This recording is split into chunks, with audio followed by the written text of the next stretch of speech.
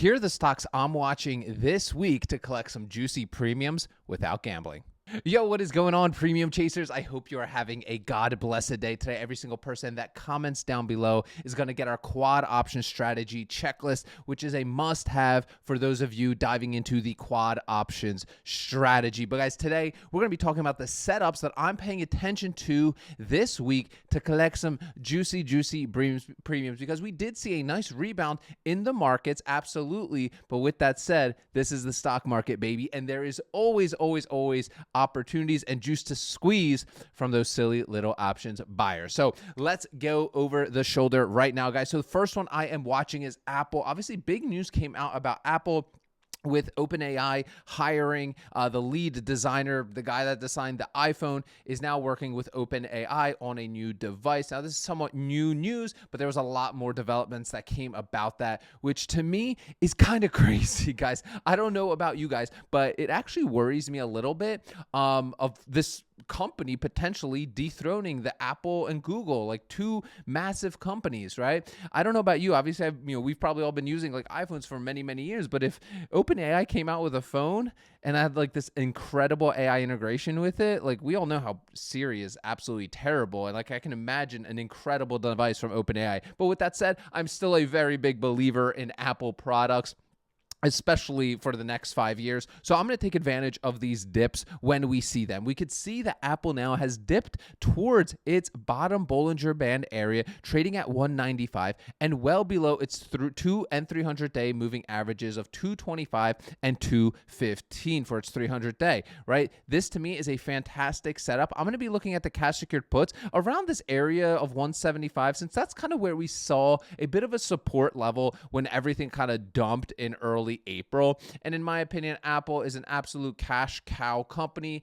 and this short-term news I think is just a little bit overblown for sure. It's definitely something long-term to be concerned about, but in the short term, I think there's a lot of juice to be squeezed here from Apple. Next one we are looking at, and a lot of people in our community are doing, is Kraft Heinz. This thing has been getting beat up lately, and we could see it's now crossed below its bottom Bollinger Band area, currently trading around 26.30, right? This is a fantastic quad option strategy stock, has great dividends, decent premiums. I mean, they're not juiced up like crazy, right? But they're still great premiums, and it's a staple company. Kraft Heinz, I mean, I'm sure every single one of you has Kraft Heinz products. I mean, if you're not using Heinz ketchup, what are you using? Let me know in the comments. What could you possibly be using if you ain't using Heinz ketchup, right? Unless you're using Trader Joe's ketchup. Now, their ketchup is top S tier for sure, but a lot of us all have Kraft Heinz products in our house. So I think this is, in my opinion, a great opportunity. And look at how far below we actually are when it dropped in early April. Basically, the whole market kind of dumped of 27. It's dropped below that, which is kind of crazy, and obviously well below its 2 and 300 day moving averages as well. And it's a cheap stock, right? Doing cash secured puts on Kraft Heinz, right? $2,600. I mean, that's nothing. All right. Moving on to the channel favorite, maybe not channel favorite, but my favorite stock, and that is Arista.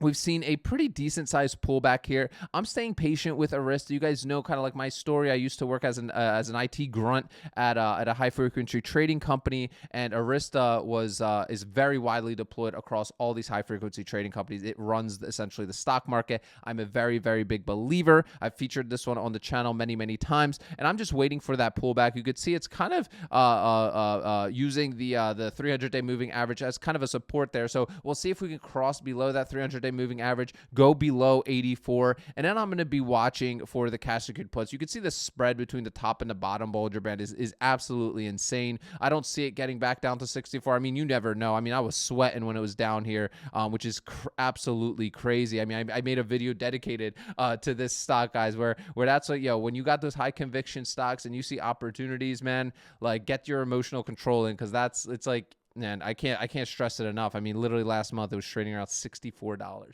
and I was like, what is happening?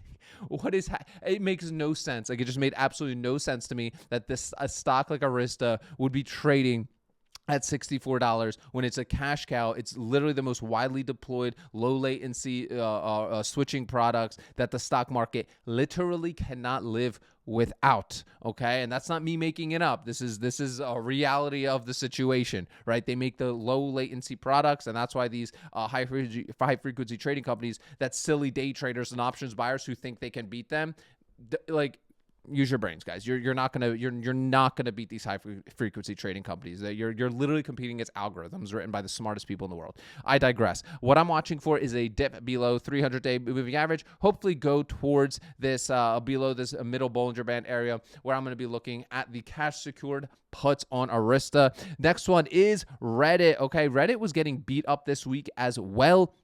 A fantastic company, in my opinion, all right? A fantastic company that I believe is so slept on right now, especially long-term. As you guys know, when I talk quad options, I'm always about, hey, always go into things that you believe in long-term. Can't stress it enough, right? Oftentimes us as option sellers, we're stuck holding a stock for long periods of time. So why don't we put the ball in our court? If that's a reality, right? Wouldn't we be better off holding stocks that we actually want to own and believe in long term? For me, that is Reddit. Obviously, you have to go do your own research on Reddit, but in my opinion, guys, like, where else on the internet are there genuine, real communities happening, like forums back in like the early 2000s, right? There isn't. Reddit is the only place. You can argue Facebook groups, all this, blah blah blah. No.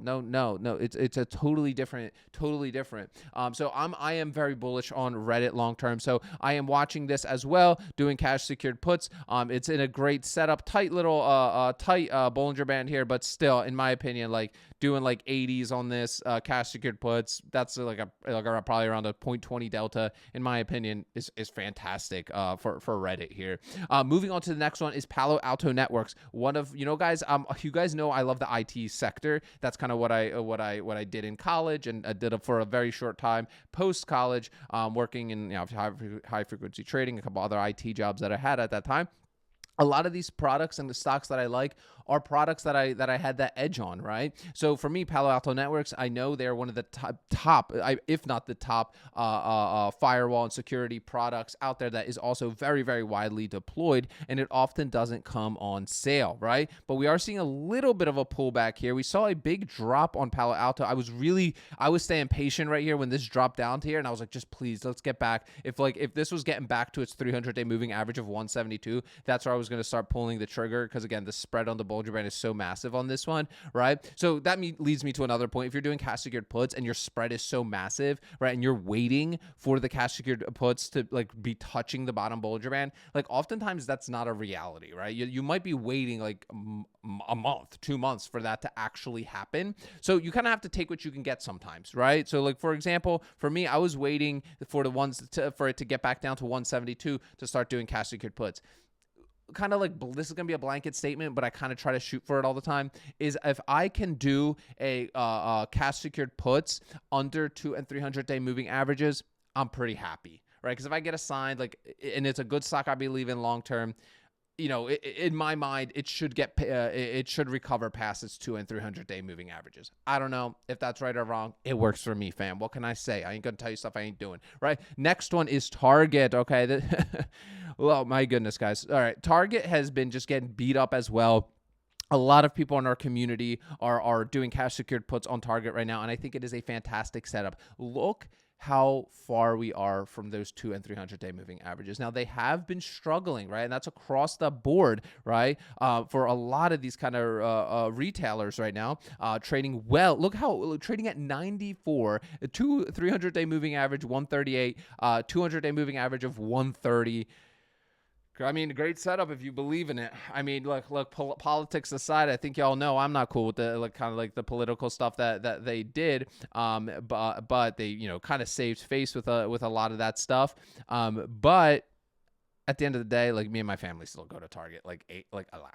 A lot. All right. And I'm sure, if you got your girlfriend, your wife, she going to Target all the time too, right? Can I get an amen? I cannot be the only one that has to fear the credit card statement after a Target shopping spree. But with that said, I'm bullish on Target. Like, just genuinely, like, very bullish on Target. I do believe it will hit all-time highs again. That's my own personal opinion. Go do your own research. So for me, I'm just taking it. I'm taking what I can get right now because this market, we did see a nice rebound across the board. So like, guys, I don't know what to tell you, right? When you, I'm sure you guys saw the videos. Like if you're an OG on the channel, right? The stuff I was talking about in April when everybody's freaking out, scared, running away. Like, look, that was the time to accumulate the ammunition. You guys heard me talking about that all the time and using that analogy. Let's load up on that ammunition for covered call time, right? So a lot of the setups right now are like covered calls on stuff that's recovered like crazy.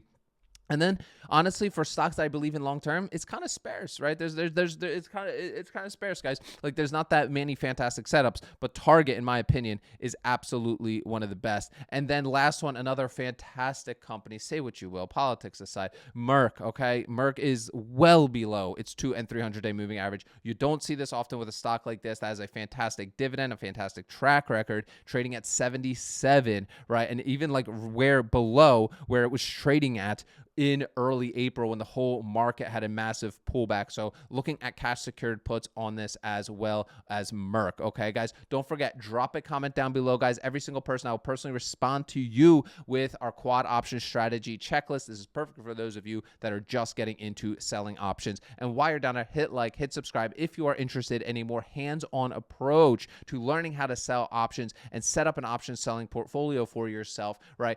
We have a 1-year-long incubator program.